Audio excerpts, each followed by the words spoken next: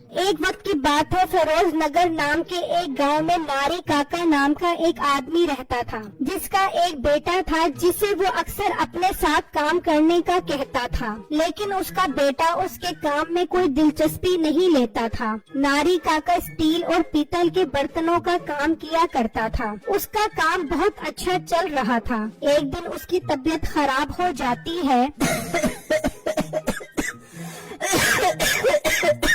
ये मेरी तबीयत को क्या हुआ? मीठा थोड़ा पानी लेकर आ। अच्छा काका, अभी लेकर आता हूँ। फिर मीठा उसके लिए पानी लेकर आता है और वो पानी पीता है तो उसकी तबीयत थोड़ी बेहतर हो जाती है। क्या हुआ सेठ साहब, आपकी अचानक तबीयत क्यों खराब हो गई? बस मुंशी उमर का भी तो तकाजा है ना, अब मुझसे काम नहीं किया जाता, बहुत थक जाता हूँ। हाँ सेठ साहब, ये तो आपकी आराम करने की उम्र है, काम करने की नहीं। सेठ साहब, क्यों ना मैं इस कारोबार को संभालूं? आप जानते हो मैं कितना ईमानदार इंसान हूँ। चलो तुम शाम में घर आना, इस पर हम शाम में बात करेंगे। ये बात सुनते ही मीठे के दिल में लड्डू फूटने लगते हैं कि उसे तो बना बनाया कारोबार मिल जाएगा। मीठा ये खुशी की खबर लेकर घर आ जाता है। अब क्या मेरे मीठे, तुझे कब था ना वापसी पर मेरे लिए सर दर्द की गोलियां लेता ही, लेके आ गया मेरे लिए सर दर्द की गोलियां। ओ बेगम, गोलियों को छोड़, जो खबर मैं तेरे लिए लेकर आया हूँ उसे सुनते ही तेरे सर का दर्द तो वैसे ही ठीक हो जाएगा। ये तो मैं पहली बार सुन रही हूँ कि खबरों से भी सर का दर्द ठीक हो जाते। चलो सुनो क्या खबर लेके आया है। फिर मीठा नसीबो कैंची को सारी बात बताता है तो उसे सुनकर बहुत गुस्सा आता है। ये खबर लेके आया है, तेरी शक्ल पर उसने बात की और तूने मान ली कि वो कारोबार संभालने के लिए तुझे दब देगा। वो मीठे बात दुख हुआ मुझे तेरी सोच पर।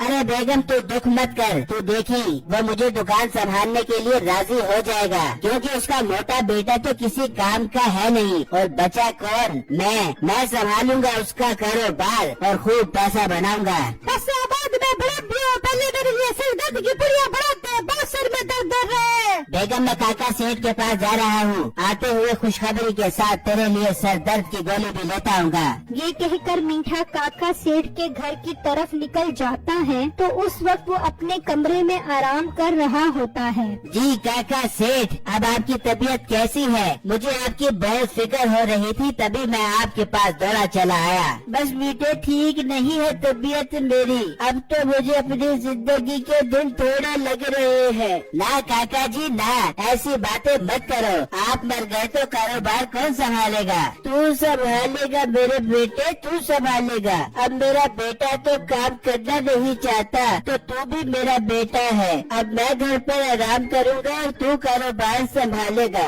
वो अभी बातें कर रहे होते हैं कि उसका बेटा आ जाता है। कहीं अब्बू जान मीठे भाई पर ये बोझ मत डाले, कल से मैं खुद दुकान संभालूंगा। मीठे भाई दुकान भी संभाले और शहर से सामान भी लाए। नहीं अब्बू जान, इन पर इतना बोझ डालना ठीक ही नहीं है। नहीं बिट्टू भाई, ये बोझ कैसा? ये सब तो मैं अपनी खुशी से करूँगा, मुझे करने दो आप। नहीं मीठे भाई, आप सिर्फ शहर से सामान लाओगे, दुकान मैं संभालूंगा। मीठे का ये सुनकर मुंह उतर जाता है और वो गुस्से में वहाँ से निकलता है। अच्छा भला सेठ को पटा लिया था, ये पेट का मोटा अकल का छोटा कहाँ से आ गया? सारी बनी बनाई गेम का सत्यानाश कर दिया। फिर जब मीठा घर पहुँचता है, ये तेरे दुकान का कब्जा। उड़ा ले, तू भी मेरा मजाक उड़ा ले। तू देखी मैं एक दिन उसकी दुकान पर कब्जा करके दिखाऊंगा। जब बेगा तो मुझे उठा लेती है, मैं लंबी दाढ़ी की सूरी हूँ। फिर अगले दिन से ही बिट्टू दुकान संभालने लगता है और उसकी दुकान पर बहुत लोग इकट्ठे हो जाते हैं। भाई, एक स्टील के खुले मुँह वाला बर्तन दो, ताकि हाथी में से धुआं भी खुलकर निकले और खुशबू भी। एक मिनट भाई, अभी देता हूँ। मीठे भाई, तुम जाओ शहर से तांबा, पीतल और स्टील के बर्तन और प्लेटें ले आओ, ग्राहकों का बहुत रश बढ़ रहा है। मुझे तो लगता है शाम तक सारा सामान खत्म हो जाएगा। मीठा बिट्टू से पैसे लेकर शहर जाता है। हाँ सेठ, क्या मजे लगे हुए हैं तेरे। चल माल लोड करवा दे, और हाँ, माल जितनी कम क्वालिटी का हो उतना अच्छा है। अरे बेटे, तेरे लिए एक ऑफर है। आज तुझे 2 नंबर माल की बजाय 3 नंबर माल देता हूँ। 3 नंबर माल में कितने पैसे बचेंगे मुझे? 20,000 रूपए बच जाएंगे और माल भी गुजारा करेगा, तो फिक्र न कर। हाँ ठीक है, फिर लोड करवा दे। 20,000 रूपए बच रहे हैं, आज मजे मारूंगा। फिर मीठा माल लेकर वहाँ से निकलता है और नारी काका के गोदाम में रख देता है और सारे बचाए हुए पैसे दोस्त के साथ जुए में हार जाता है। फिर जब रात होती है तो मीठा घर आकर सो जाता है।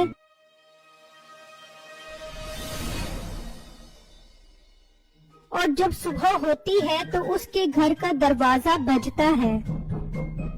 ये इस टाइम सुबह सुबह कौन आ गया?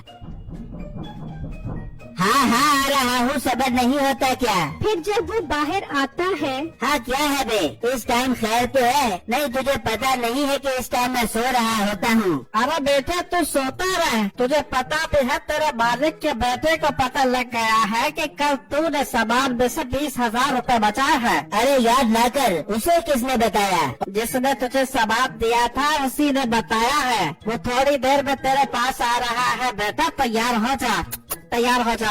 ये कहकर उसका दोस्त वहाँ से चला जाता है और मीठा परेशान हो जाता है कि अब उसे क्या बताएगा। वो अपनी बीवी के पास आकर उसे सारी बात बताता है। 20,000 रूपए तू जुए में रख के बैठ गया है और मुझे रुपये भी नहीं दिया। अच्छा, वो तुझे नौकरी से निकाल लेगा, फिर तू घर पे बैठ के बर्तन मांजियो, कपड़े धो दियो, खाना पका भी, लेकिन मेरे पास ना दियो।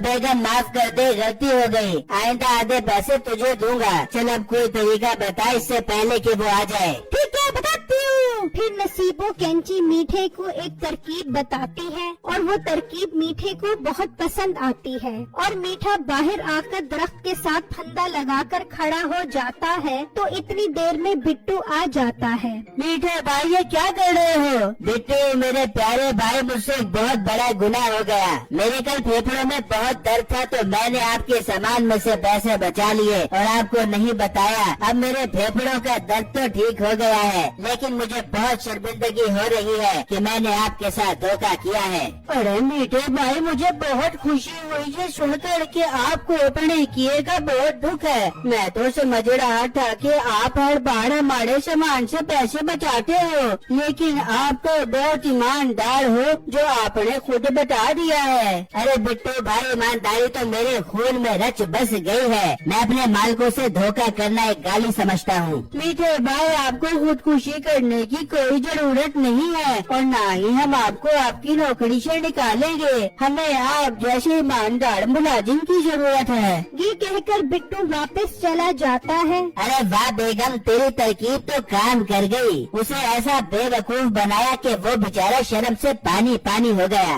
बिट्टू, ये बिट्टू देख के तरकीब किसने बताई है? चल एक तरकीब और सुन। उस मोटे को टपका दे, उसका बाप तो आखिरी सांस ले रहा है, ये टपक जाएगा तो सारा कारोबार तेरा हो जाएगा। अरे बेगम, तू पूरी गंदी साफी चलाको बासी है। क्या कमाल का आइडिया दिया है। मैं आज रात को ही उसको जाकर टपका देता हूँ। फिर मीठा जंगल में जाकर एक सांप पकड़ता है और जब रात होती है तो मीठा बिट्टू के घर चला जाता है और उसके कमरे के अंदर आकर वो सांप उसके पाँव के पास रख देता है और वहाँ से चला जाता है। बेगम, मैंने एक बहुत जबरदस्त काम किया है। मैंने एक सांप पकड़ के उसके पाँव के पास रख दिया है। अब वो सांप उसे डस लेगा और हमारी उस मोटे से जान छूट जाएगी। फिर सुबह जाकर सुकून से दुकान पर कब्जा कर लूँगा। हाँ, ये हुई ना बात। बेटा, पर तू दुकान की चाबी लेके आया कि नहीं? और बेगम, दुकान की चाबी तो मैं वहाँ से उठाना ही भूल गया।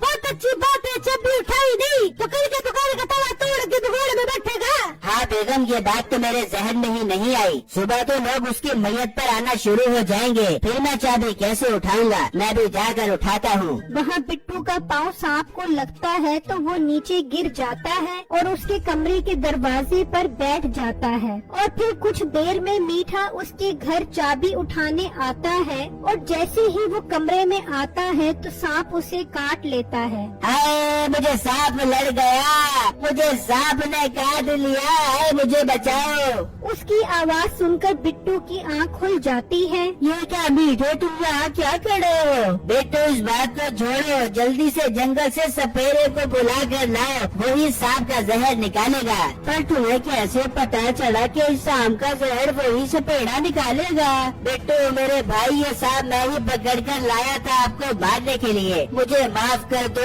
सपेरे को बुलाओ वरना मैं मर जाऊंगा। बिट्टू जल्दी से जंगल में सपेरे के पास जाता है और उसे सांप के डसने के बारे में बताता है। हाँ हाँ, वो मेरा ही सांप है। वो मेरी पतारी से निकल गया था, वो तो बहुत जहरीला सांप है। पर सपेरे भाई, उसने मेरे मुलाजिम को काट लिया है। ताप अब चल, अब उसका बचना ताप अब चल है। वो बहुत जहरीला सांप है। सपेरे भाई, आप मेरे साथ चलो, शायद उसकी जान बच जाए। फिर जब वो घर आते हैं तो मीठा मर चुका होता है। मैंने कहा था ना ये नहीं बचेगा। हाँ सपेरे भाई, ये मर चुका है। आप मेरे साथ चलो, इसको इसके घर छोड़ आते हैं। फिर वो उसे लेकर उसके घर चले जाते हैं। मीठा, ओ मेरा बेटा मर गया, इसे किंग कोबरा लड़ गया। मीठा, मेरी जान के टोटे, मुझे